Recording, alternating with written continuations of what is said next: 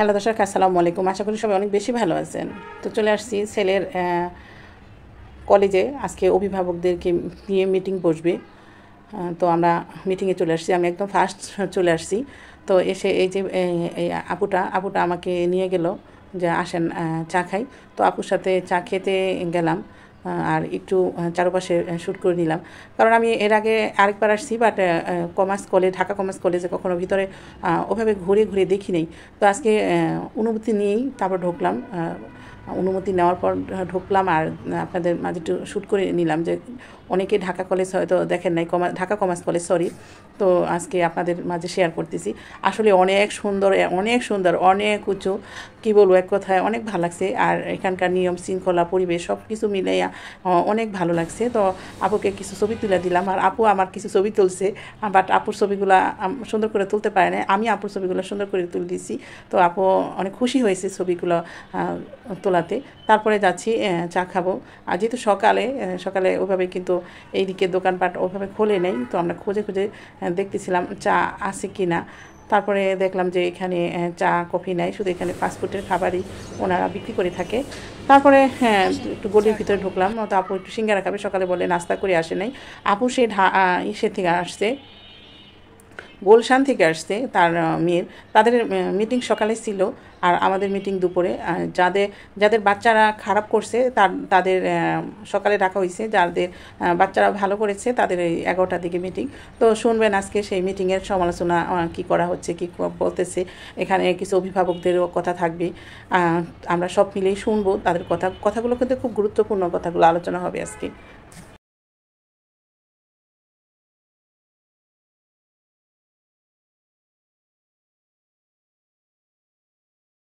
থেকে হবে রোজার মধ্যে রিজেকশন ক্লাস হবে না।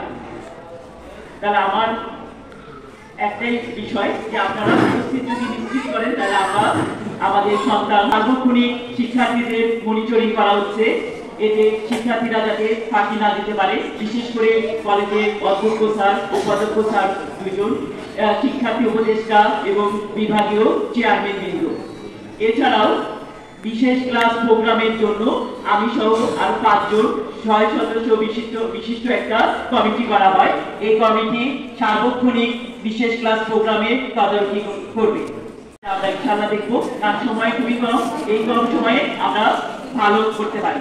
যাতে সব শেষে যারা এই মানে অভিভাবক মিটিং এ এসেছেন তাদেরকে সবাই আবারও ধন্যবাদ জানাচ্ছি, এবং আমার এই কাজের ক্ষেত্রে যারা প্রকৌশল বিভাগ, কন্ট্রোল সেকশন, অধ্যক্ষ স্যার, উপাধ্যক্ষ স্যার, শিক্ষার্থী উপদেষ্টা, বিভাগীয় চেয়ারম্যান, সকল আমার কমিটির সকল সদস্যদেরকে ধন্যবাদ দিয়ে আমার বক্তব্য এখানে শেষ করছি।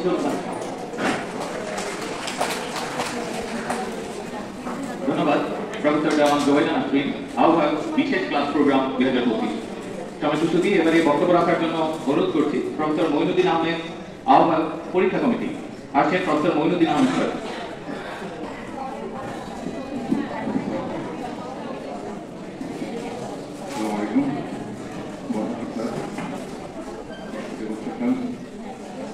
সম্মানিত সিনিয়র প্রফেসর এবং আজকের স্পেশাল প্রোগ্রামের আহ্বায়ক,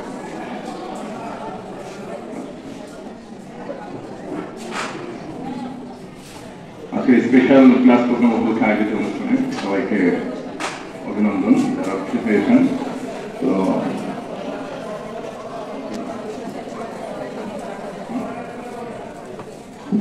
আজকে যারা আসছেন সবাইকে অভিনন্দন, কিন্তু অভিনন্দনের পাশাপাশি একটু দুঃখিত হওয়ার ব্যবস্থা কারণ আছে। এই প্রোগ্রামটা এখন থাকার কথা 1547 জন গার্ডিয়ানের আসছেন, একটু আমি মনে দেখলাম 200 পার হয়নি। তো সারা বছর যে আমরা ক্লাসগুলো চালাই, যে অনুপস্থিতি, এটা নিয়ে আমাদের কি রকম লড়াই সংগ্রাম চালাতে হয় এটা আপনাদেরকে বুঝাতে পারবো না। ইভেন এই যে পরীক্ষাগুলো, চতুর্থ বড় পরীক্ষা, একজনকে বলছি আপনাদেরকে একজনকে কথা বলার সুযোগ দেওয়া হয়।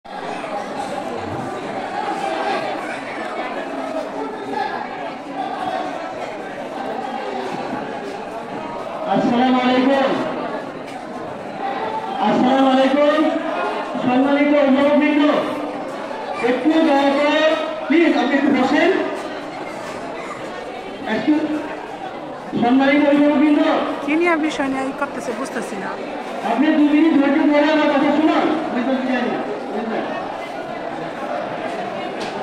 থেকে চিলেছে, উপরে লোক আছে মানে ক্লিয়ার না, বুঝতে পারতেছি না কি বলতে চাচ্ছে। সম্মানিত অভিভাবকবৃন্দ, আমার বক্তব্য শেষে আপনাদেরকে দেখা হবে। প্রিয় অভিভাবক,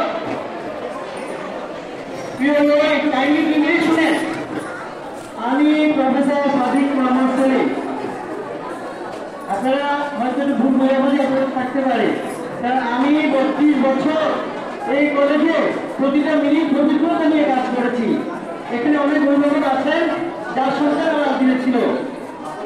আপনার সন্তানদেরকে আমি ব্যক্তিগতভাবে প্রতিটা মিনিট তাকে অত্যন্ত যত্ন, স্নেহ, মায়া দিয়ে দেখভাল করেছি। আপনাদের কথাগুলো আমি শুনবো। এখানে অনেক অভিভাবক আমার সাথে আগে এসেছে, কথা বলেছেন। একটু ধৈর্য ধরে শুনে আপনাদের কথা আপনারা বলতে পারবেন। আগে এরকম ছিল না, দেশ স্বাধীনের পর থেকে নেম চিলেতেছে। এর আগে মিটিং হয়েছে, কোনো একটা মানুষ শব্দ করেনি।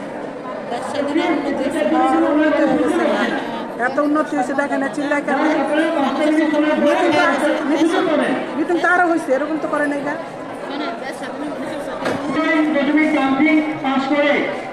এটি বাংলাদেশের 100% যেটাকে আমরা বলি 99% সহায়তা কাছে দেই।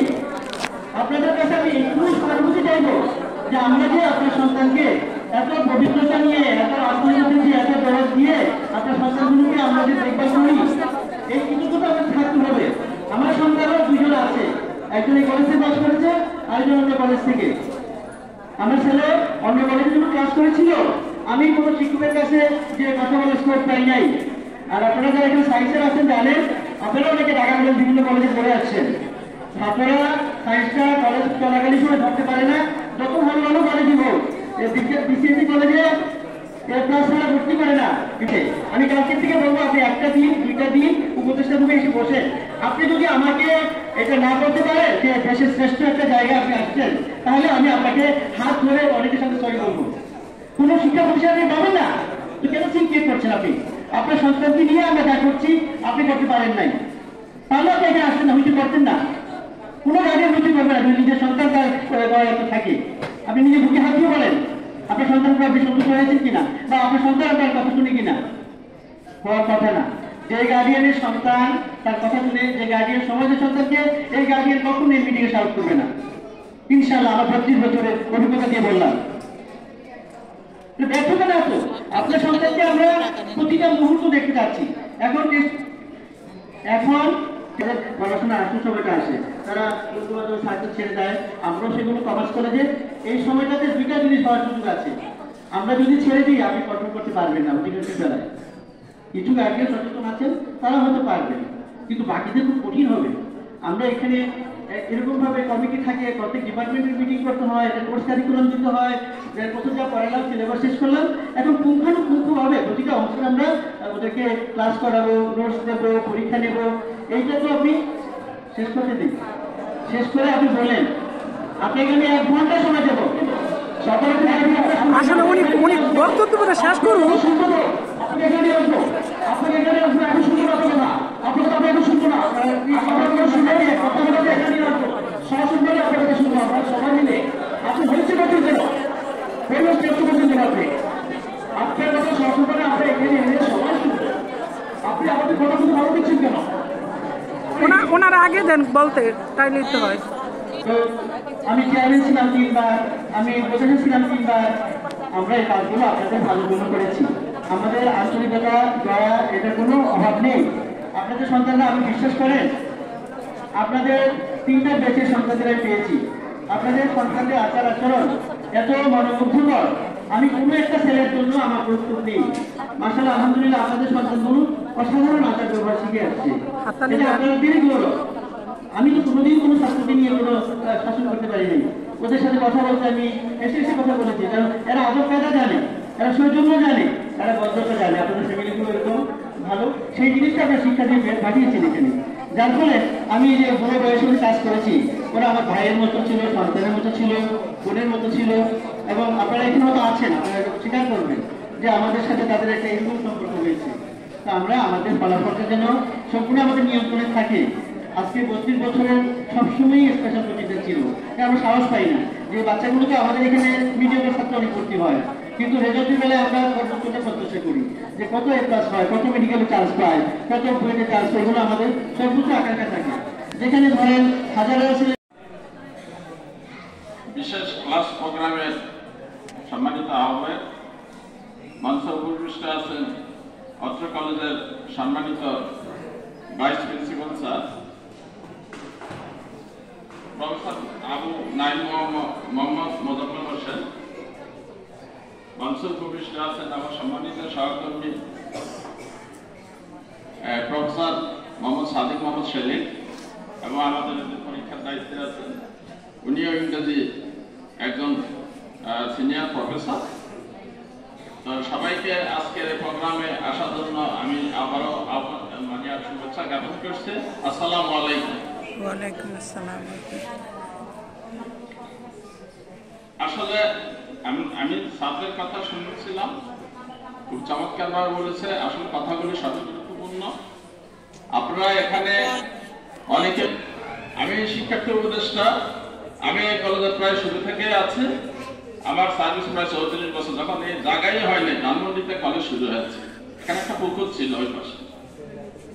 তা আমি আমার ছোট্ট কিছু অভিজ্ঞতা আপনাদের সাথে শেয়ার করব, একটু দয়া করে শুনবেন। আমরা আপনাদের কথা শুনবো, শেয়ারিং, এখানে কোনো চাপিয়ে দেওয়া না, বা আপনারা আমাদেরকে কিছু চাপিয়ে দিচ্ছেন না।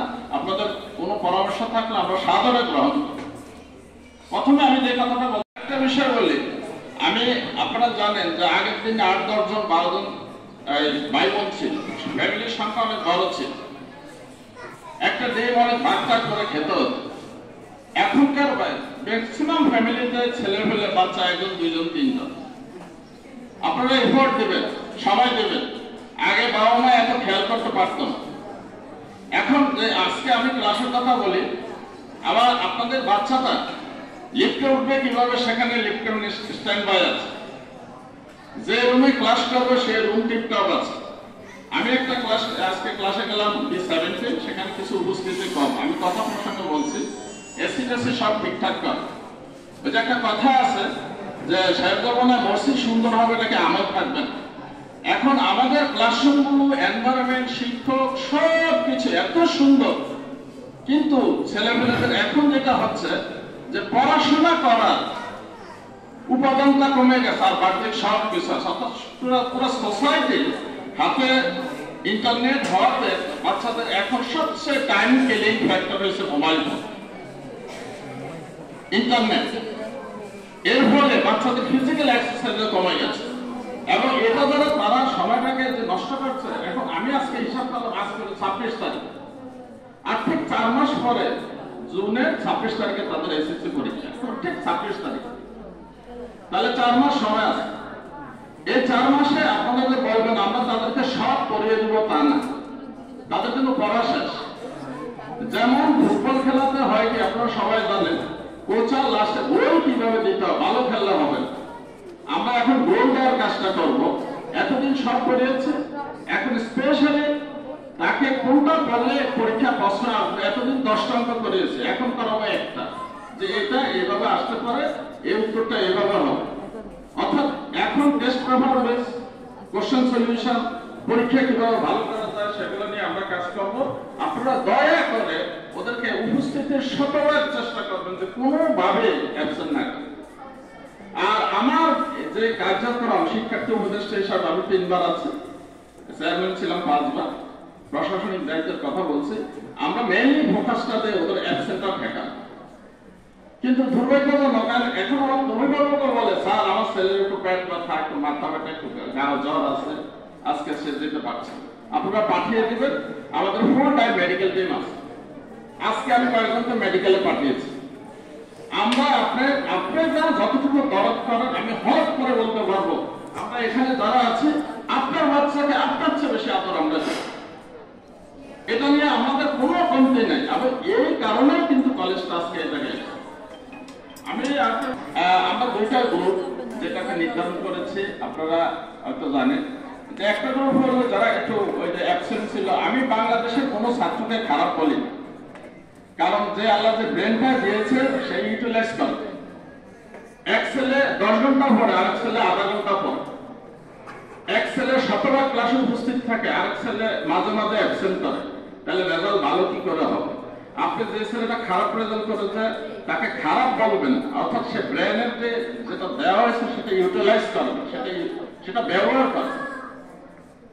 আমাদেরকে যেটা এনশিওর করতে হবে, সে যে একটা লোক রাস্তায় রিক্সা চালাচ্ছে, সে কিন্তু ওই যে বিমান বোয়িং F-16 সুপার কম্পিউটার চালাতে পারে, অর্থাৎ সে এই সুযোগটা পায়। আপনারা তাকে এনশিওর করবেন। আমি একটু আগে বলে নিয়েছি, যেহেতু এখন আমাদের সন্তানের সংখ্যা কম, আপনারা আপনার মা, আমার বাবা, 8-10 জনকে যে শ্রম দিয়েছেন, আমরা সেটাকে একজনকে দিই, 2 জনকে দিই, সে পরীক্ষা দিই। আপনি 3-4টা মাস কষ্ট করেন, আর আমাদের দরজা 050। আমার মেয়ের নাম হচ্ছে সারাদীপিকা। আমি আসছি এখানে কিছু কথা বলার জন্য। আপনাদের সবকিছুই আমার ভালো লাগছে। আমার 2022 সালে আমার ছেলে এই প্রতিষ্ঠান থেকে A+ নিয়েই রেজাল্ট নিয়েই চলে গেছে, কিন্তু হ্যাঁ ওনাদের আমার কথা বলতে একটু হচ্ছে, ওনাদের যে বিশেষ ক্লাসটা সেটার জন্যই আমার ছেলে মানে অর্জিত করছে এই GPA 5। আমার ছেলে ম্যাট্রিকের রেজাল্ট সেরকম ছিল না, 4.78 ছিল। যাই হোক, আমার সেটার আমি আমার মেয়েকেও আমি বিশেষ ক্লাসে পড়াতে চাই, কিন্তু আমার এখানে কিছু কথা আছে যে বিশেষ ক্লাস করানোর পর মানে আমি পড়াবো, সেটার জন্য আমার তো একটা চার্জ দিতে হবে। আর এর জন্য কি আমাকে কলেজের যে বেতনটা দেওয়া লাগতেছে, আমার কি ফেব্রুয়ারি মাস পর্যন্ত সমাপ্ত, নাকি আমাকে আবার সেই জুনের আগ পর্যন্ত আমার সমাপ্ত? আর একটা কথা হচ্ছে, আমার বিশেষ ক্লাস সাপ্তাহিক একটা যেন পরীক্ষা নেওয়া হয়, আর MCQর প্রতি একটু জোরদার দেওয়া হয়। আর পরীক্ষার সময় যে আর এই জিনিসটা সব ডিসিপ্লিন আমার ভালো লাগছে কমার্স কলেজে, কিন্তু পরীক্ষার সময় ওদের যে বেতনটা দেখা গেছে অনেক সময় আমাদের হাজবেন্ডের বেতন পেতে দেরি হয়, আমাদের দিতেও দেরি হয়। দেখা গেছে ওদের এক্সাম চলে আসলো, এক্সামের দিন ওদের লাইনে বেতনের লাইনে দাঁড়িয়ে থেকে ওদের বেতনটা দিতে হয়। দেখা যাচ্ছে যে ওই MCQ টাইমটা ওদের অনেক ওভার হয়ে যাচ্ছে। এই জিনিসটার দিকে একটু দেখবে যে ওরা যেন, আমরা তো অবশ্যই বেতন ক্লিয়ার করবো, আমরা তো বেতন না দিয়ে তো আমরা দিকে যেতে পারবো না, কিন্তু পরীক্ষার দিনটা যেন বাচ্চারা ওই বেতন কাউন্টারের সামনে দাঁড়িয়ে থেকে ওরা বেতন হ্যারাসমেন্ট না করা হয় বেতনটা নিয়ে। এটাই আর কি। আর আমি আমার আর কি বলবো, সবাইকে ধন্যবাদ, আপনাদেরও ধন্যবাদ। আপনাদের আসলে ওইখানে গেলে নার্ভাস ফিল করে। পড়াশোনা করছে, আমি এই কলেজের শুরু থেকে এবং পরীক্ষার আগ পর্যন্ত আমি আমার যে যত অভিভাবক আছে, আমরা যাদেরকে দেখছি, বিশেষ করে মায়েরা, আমরা যারা মেয়েদেরকে কলেজে নিয়ে আসছি, নিয়ে গেছি, কলেজ সম্বন্ধে আমাদের যতটুকু ধারণা হয়েছে আমরা দেখছি যে শুরুতে আমরা স্যারদেরকে বা টিচারদেরকে একটু বলতে চাচ্ছি যে আপনারা যে বিশেষ ক্লাসের একটা ব্যবস্থা করছেন, আমাদের বাচ্চারা তো 1.5 বছর এখানে ক্লাস করলো, আমরা দেখলাম আমাদের এখন তো বাচ্চাদেরকে বাসায় আমরা টেক কেয়ার করতে চাই। আমরা মায়েরা বাচ্চাদের প্রতিটা মিনিটে, প্রতিটা ক্ষণে, বিশেষ করে বাবারা কতটুকু আমি জানি না, আমরা মায়েরা প্রতিটা ক্ষণে, প্রতিটা মিনিটে বাচ্চাদেরকে দেখি যারা মোবাইল নিচ্ছে কিনা, ল্যাপটপ নিচ্ছে কিনা, টিভি দেখছে কিনা। আমরা বাচ্চাদেরকে বলি যে বাবা তোমাদের পড়ার এখন রিভিশন, তোমাদের সামনে পরীক্ষা, SSC যেরকম HSC তার চেয়ে দ্বিগুণ কঠিন, কারণ আমরাও পাস করে আসছি। সেই জন্য আমি টিচারদের কাছে একটা বিনীতভাবে অনুরোধ করতে চাচ্ছি, আমরা এখানে অনেক অভিভাবকের কথা শুনে আমাকে ওনারা বলছে আপনি যান, আপনিও নিজের বক্তব্য দেন, ওনাদেরও বক্তব্য বলতে বলছে, আমাদের চাচ্ছি আমরা বিশেষ ক্লাস চাচ্ছি না, আমাদের মডেল টেস্ট পরীক্ষাটা নিতে আমরা চাচ্ছি, কারণ ওরা যেটা নিয়ে বিশেষ ক্লাস আপনারা নিতে আসবেন। আমরা সবসময় কথা বললেন, ওনাদের কথাটা শুনতে দেন, এত কথা বললেন। কোনো বাচ্চাদেরকে গেটের বাইরে থাকতে হয়েছে, কোনো বাচ্চা ক্লাসে কলেজে ঢুকতে পারে, ওরা অনেক অনুরোধ করছে। হয়তো দেখা যাচ্ছে কিছু বাচ্চার দোষ, গুরুত্বপূর্ণ কথা বলতেছে, বাচ্চা রাস্তায় জামে পড়ছে, সেখানে কলেজে ঢুকতে পারছে না। তাহলে এই ক্ষেত্রে আমরা বিশেষ ক্লাস নিতে যখন বাচ্চারা আসবে, দেখা যাচ্ছে তারা হয়তো জামে পড়ছে, আসতে পারতেছে না, ক্লাসের টাইম পার হয়ে যাচ্ছে। আমি মানে ব্যক্তিগতভাবে এটা বলছি, আপনার বিশেষ ক্লাস না আসলে আপনারা মডেল টেস্ট পরীক্ষা নেন, তারপরে যেভাবে মডেল টেস্ট পরীক্ষা নিয়ে বাচ্চাদের ইমপ্রুভ হয় সেটা একটা ব্যবস্থা করেন। আর আপনাদের আমি সামান্য আর একটা ব্যাপারে বলি, এই যে আপনারা খাতা দেখালেন, আমাদের বাচ্চারা শেষে পরীক্ষা দিয়ে প্র্যাকটিক্যাল পরীক্ষা দিয়ে খাতা দেখতে গেছে, ওদেরকে কি করতে হয়েছে 4 তলা 5 তলা 6 তলা 7 তলা 10 তলা পর্যন্ত উঠতে। বাচ্চারা এসে বলছে মা আমরা কাই হয়ে গেছি, আমরা খাচ্ছি না, এভাবে কেউ খাতা দেয়? আপনারা যদি এই ব্যবস্থা করছেন আমাদের বাচ্চারা পারবে, যারা ভবিষ্যতে আসছে, যে আপনারা প্রত্যেকটা খাতা একটা বান্ডিল করলে তাদের ক্লাসে একটা টিচার দিল, বাচ্চারা খাতা মার্কিং করলো, খাতা কোথায় ভুল হলো কোথায় কি হলো আমরাও দেখি না। সেখানে যদি আমাদের মায়েদেরকে বা বাবাদেরকে যদি বলতেন আমরাও বাচ্চাদের সাথে খাতা দেখতে পারতাম, কিন্তু সেটার কোনো ব্যবস্থা হলো না। ওনার কথাগুলো লজিক খুব ভালো। আরেকটা কিছু আমি বলতে চাচ্ছি, আমরা শুরু থেকে শেষ পর্যন্ত, এটা আমার বলা জানি না ঠিক হচ্ছে কিনা, আমরা শুরু থেকে শেষ পর্যন্ত আমরা একজন অভিভাবক একটা রুমে বসতাম, আমাদেরকে সেখান থেকে আমাদেরকে বের করে দেওয়া হলো। আমরা কোথায় বসলাম? অভ্যর্থনা রুমে বসি, গ্যারেজ দিল। আমরা কি গ্যারেজে বসার যোগ্য? আপনারা বলেন স্যার, আমরা কেন গ্যারেজে বসতে যাবো? আমরা বাইরে থাকলাম, গ্যারেজে বসলাম। আমরা এই রমজান মাসে এসে কোথায় বসবো? আপনারা যে বিশেষ ক্লাসের ব্যবস্থা দিচ্ছেন, তাহলে আমরা কোথায় যাব? সেই জন্য আমি আপনাদেরকে বলছি আপনার মডেল টেস্ট পরীক্ষা নেন, আমরা মডেল টেস্ট পরীক্ষা দেওয়ার জন্য বাচ্চাদের জন্য আমরা পাঠাতে চাই। এখন আপনারা দেখেন। আসসালামু আলাইকুম। আপনি একটু দয়া করে আল্লাহর মুখটা বন্ধ করেন। আমার আগে আমার কিছু অভিভাবক কথা বলে গেছেন এবং যেগুলো আমি বলতে চেয়েছিলাম আসলে ওনারা কিছু কিছু সেগুলো উপস্থাপন করে গেছেন। তো আমার মেয়ে হুমায়রা বিনতে ইউসুফ, রোল নাম্বার 49023। তো আমি যে প্রবলেমগুলো এই কলেজে আমার বাচ্চাকে দেওয়ার পর অনুভব করেছি, আমি আসলে কিন্তু পয়েন্টে সেই প্রবলেমগুলো উপস্থাপন করতে চাই শিক্ষকদের উদ্দেশ্যে এবং কিছু কথা বলবো আমাদের বাবা মায়ের উদ্দেশ্যে। সেটা হচ্ছে প্রথম কথা, আমাদের টিচাররা বা শিক্ষকরা সবসময় একটা কথা বলেন যে ওরা কম জিপিএ নিয়ে বাচ্চাদেরকে ভর্তি করে। ঠিক আছে, আলহামদুলিল্লাহ, এটা কমার্স কলেজে শুধু কলেজ যে কম জিপিএ নিয়ে ভর্তি করে, কিন্তু এই জিনিসটাতে আমার একটু মতামত ছিল। সেটা হচ্ছে এই যে 3.3 নিয়ে যে বাচ্চাগুলো ঢুকে আর জিপিএ 5 কিংবা গোল্ডেন A+ নিয়ে যে বাচ্চাগুলো ঢুকে, এদের মধ্যে কিন্তু একটু কি আছে, ডিফারেন্স আছে। এই বাচ্চাগুলো যখন বেশিরভাগই আমি দেখলাম আমার বাচ্চার ক্লাসে শুধুমাত্র জিপিএ 5 সে একজন, তো বাকি যে বাচ্চাগুলোর সাথে আমার বাচ্চাটা ক্লাস করছে সে খুব একটা অ্যাডজাস্ট করতে পারছে না, কারণ অন্য বাচ্চাগুলোর আচার ব্যবহার এবং তাদের পড়াশোনার স্টাইল লাইক ওরা যখন কোনো প্রশ্ন উত্তর দিতে পারে না ওরা খাতা দিয়ে চলে যাচ্ছে। আমার বাচ্চা একাই ক্লাসরুমে বসে থাকছে। এবার টেস্ট পরীক্ষায়, প্রিলিমস পরীক্ষায় প্রশ্নপত্রে ভুল ছিল। সেই প্রশ্নপত্রের ভুল সঠিক উত্তরটা যতক্ষণ না ক্লাসে এসছে আমার বাচ্চা একাই বসেছিল, যারা পারছে না তারা চলে যাচ্ছে। যদি আমার বাচ্চার সাথে অন্য বাচ্চারাও বলতো যে হ্যাঁ প্রশ্নপত্রে ভুল, ডিজিট ভুল হলে ম্যাথ করা যায় না, তো ডিজিট ভুল বাচ্চারা চলে যাচ্ছে, তাদের কোনো ইয়ে হচ্ছে না, কিন্তু আমার মেয়ে একাই বসেছিল। তো আমি মনে করি যে টিচাররা ভাবে হয়তো আমার মেয়েরই এত প্রবলেম, অন্য বাচ্চাদের তো এত প্রবলেম হচ্ছে না। সেটা আমি অবশ্যই বলে গেছি যে প্রশ্নপত্রে ভুল থাকাটা এটা খুব কষ্টকর একটা বিষয়।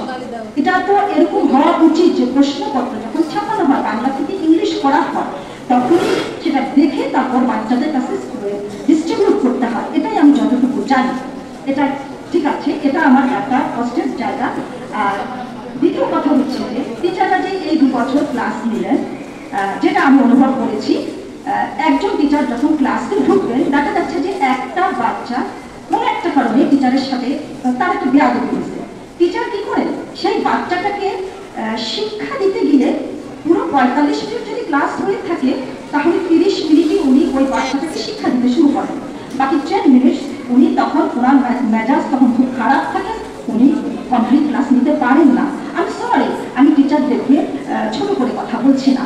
ওই যে জিপিএ 3 আমি সেটাতে হাইলাইট করতে চাচ্ছি, যদি জিপিএ 5 কিংবা জিপিএ 4 ন্যূনতম জিপিএ 4 হতো তাহলে ওদের মেধার একটা ব্যালেন্স থাকতো, বাচ্চারা বুঝতে পারতো যে তাদেরকে কিভাবে চলতে হবে, ক্লাস কিভাবে ক্লাসমেটদের সাথে চলতে হবে এবং টিচারদের ওনার কথা রাইট আছে। হচ্ছে যে এমসিকিউ যেটা এবারই টেস্ট পরীক্ষায় প্রথম আমি অনুভব করেছি যে আমার বাচ্চা বাসায় গিয়ে যেভাবে এমসিকিউ বলেছে যে মা আমি এখানে পাবো 5 নম্বর কম পাবো, সে 5 নম্বর কম পেয়েছে, মা আমি এখানে 2 নম্বর কম পাবো, সেখানে সে 2 নম্বরটা দিবেন। আমরা মনে করি স্কুলে নির্ভরশীল পরিবেশ ছিল, আমরা আমাদের বাচ্চাদেরকে বেশি টাকা দিই, কারণ সে মেয়েরা চাকরি পাইল, তাহলে সে কি করবে, সে তার অ্যাডমিট কার্ড দেখেই পরীক্ষার হলে যাবে, তাহলে তো তার ভুল হয়ে যাবে। এগুলো জিনিস খেয়াল করা উচিত। আর যেটা সর্বশেষ আমি বলবো সেটা হচ্ছে যে কিছু মায়েরা, আমিও জানি কিছু মায়েরা আপনার ক্লাস চাচ্ছেন না, আমি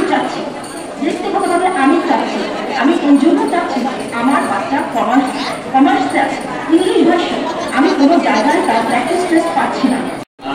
অনেকেই মোবাইলে এসএমএস পাচ্ছেন না, আমাদেরকে জানিয়েছেন আপনার শিক্ষার্থীর রেজাল্ট পাননি, হয়তো বা সেখানে কোনো প্রবলেম হয়েছে। অনেক ক্ষেত্রে শিক্ষার্থীরা নিজেরাই ওই নম্বরটা চেঞ্জ করে দেয়। আপনারা 910 নম্বর রুমে 910 ভবন 1 সেখানে গিয়ে যোগাযোগ করবেন এবং যাচাই করে নেবেন যে সেখানে আপনার নম্বরটা দেওয়া আছে কিনা, কি কারণে এসএমএস যাচ্ছে সেটাই।